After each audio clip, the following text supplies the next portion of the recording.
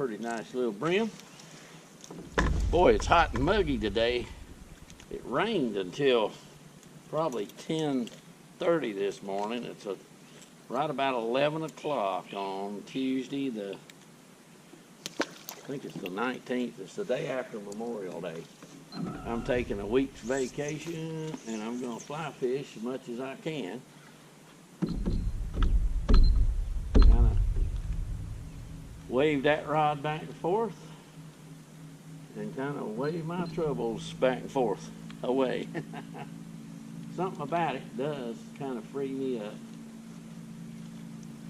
I'm the pastor of a church and I carry stuff around, and there's just a lot of stresses and strains and dealing with people's eternity and also the day-to-day needs and pains and aches and sicknesses and problems and all of that stuff. A lot of things I can't really talk about except me and the Lord, and this is a good place for me and him to do that sometimes too. Plus it gives me something to do that doesn't really affect anybody except me, and it has a good effect on me. Part of the fishing deal, I didn't become a fly fisherman until 1996. I'd had a fly rod a time or two before, but just didn't know anything about it, and I still don't know much. But we moved to the mountains to pastor a church in the little town of Silva. Beautiful place. We have some dear friends there still today.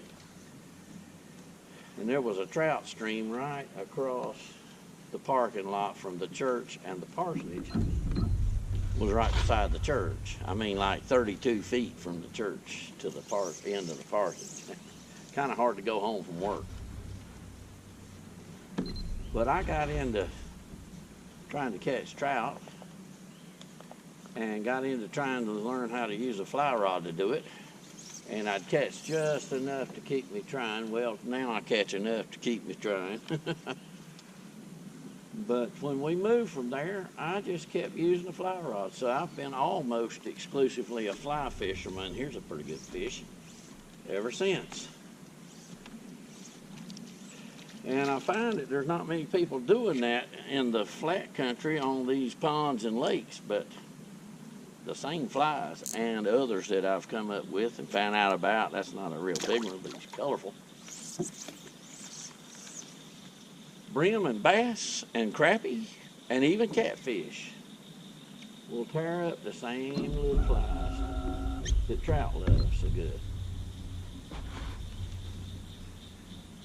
And of course, I don't worry that much about you. A lot of our trout fishing guys, there's another fish. I mean, it's a whole different thing.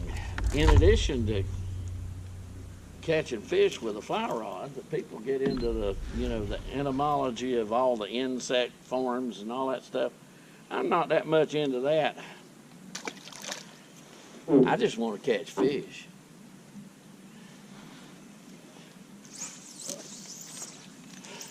And I think I said this before, but trout, they don't care. And bass and bluegill and shellcrackers and crappie certainly don't care. They're just after something to eat. And I'm after trying to catch a fish, and none of us speak Latin. So the fish don't care if it's a trichoptera, or if it's a hymenoptera, or an ephemera, whether it's a pupa or a larva or an adult or a spinner or whatever.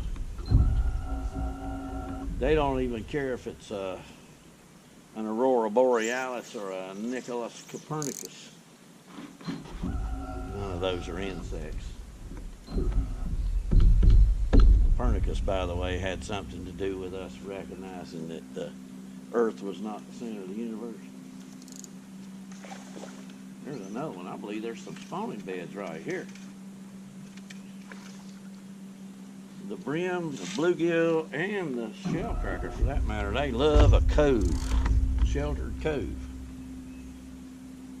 This is one of the places, if people knew about it, they'd be coming fishing from the bank.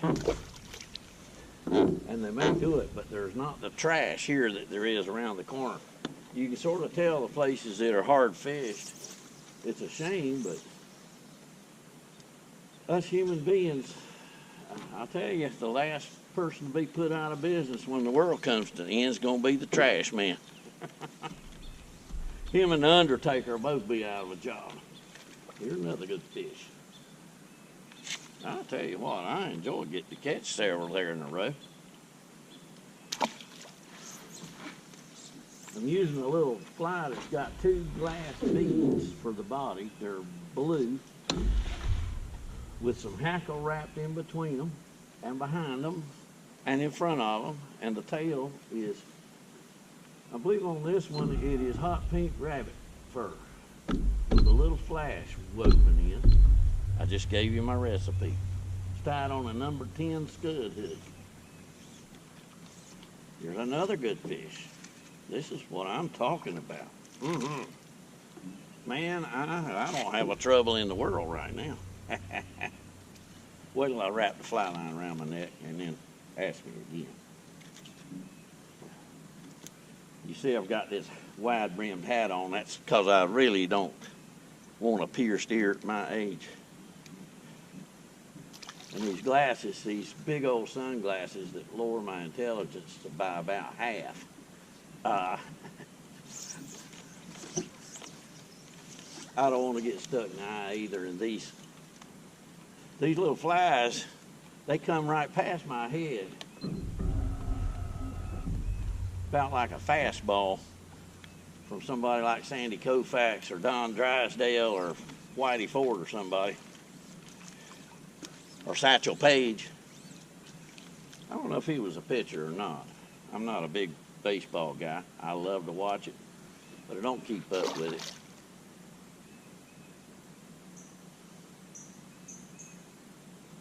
Didn't really grow up as a sports spectator. I've been more of a participant in things.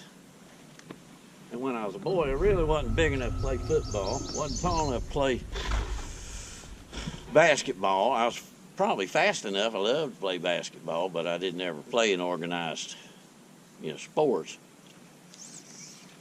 Lived out in the country. There were a couple of farm ponds close by.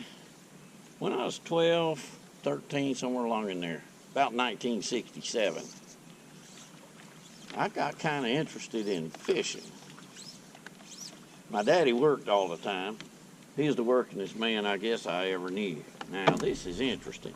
This is a little fish that's got a piece of somebody else's line hanging out of his mouth. Somebody caught him before, I guess. I'll see what I can do. If I can help him, I will. He's got a hook way down in him. Let me see if I can, do a little surgery here. See if I can get it out.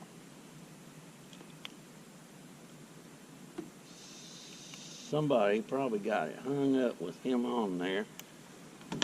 I don't think I'm going to do any good. I'm going to cut that line and let him go and hope that he survives. But it was somebody fishing with bait, looks like.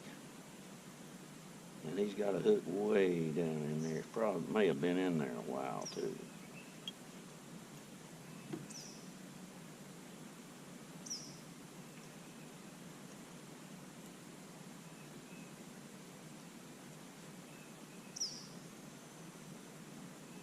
He is about like me.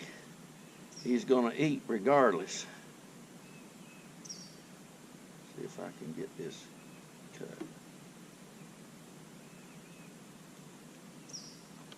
Okay, I hope you survive that. I tell you, I hate I put extra stress on him, but I couldn't. I'm not the one that decided for him to bite when that fly came by, but anyway, When I was about 12 or 13, I sort of decided I wanted to learn how to fish. And back in those days, boy, I sound like my daughter. In those days, did they have planes? Did they really have trains and cars? Did you really know Abraham Lincoln? You know, she's 28, but we still kid back and forth, you know. And but when I was 12, 13, I got hold of I think it was maybe an old Bronson reel and cheap rod. Buddy of mine that rode the school bus with me, we made a trade anyway. I ended up with that and learned a little bit how to fish, trial and error. My daddy worked all the time, but there were 2 ponds pretty close. I could ride a bicycle, ride my old beat up bicycle over there to fish. And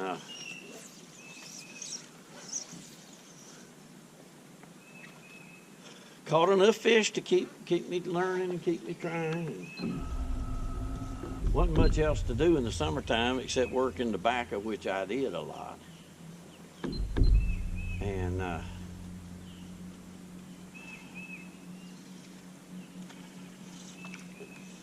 just kind of fell in love with casting and reeling and fishing and all of that stuff, and being outdoors, another fish. And so when I come and do this now, it kind of harkens me back to a safer, gentler time that I remember when, you know, when my biggest concern was, you know, was I getting another pimple or something, you know? Oh. Of course, back in those days, those little problems, they were major. Sure were.